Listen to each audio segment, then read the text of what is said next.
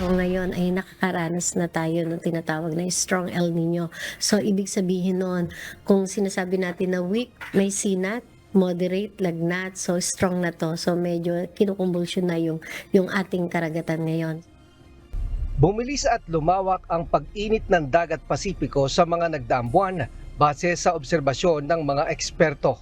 Ayon sa Pag-asa, mahigit na sa 1.5 degrees Celsius ang itinaas ng temperatura sa Eastern at Central Equatorial Pacific kumpara sa normal.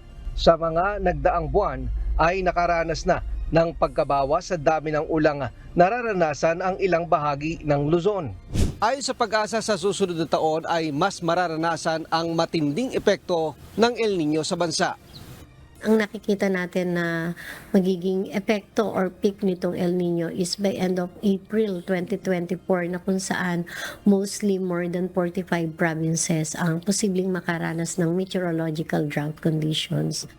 Ayon sa Pag-asa, may epekto rin ang El Nino sa bilang ng mga bagyong pumapasok o nabubuo sa Philippine Area of Responsibility.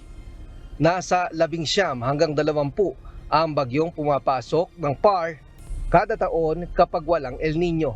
Ngunit sa ibang lugar gaya sa kanlurang bahagi ng kontinente ng Amerika, kabaligtaran naman ang epekto ng El Nino. Ang El Nino, ang sa atin ay dry, kakulangan ng ulan. May mga areas naman na ang epekto ng El Nino ay more wet. So, ibig sabihin yung super El Nino nararanasan ng mga areas na mas nakakaranas ngayon ng maraming flooding. Sa ngayon ay gumagawa na ng mga hakbang ang pamahalaan para maibsan ang epekto ng El Nino sa bansa. Kasama na dito ang pag-iipon ng tubig gaya sa Angat Dam.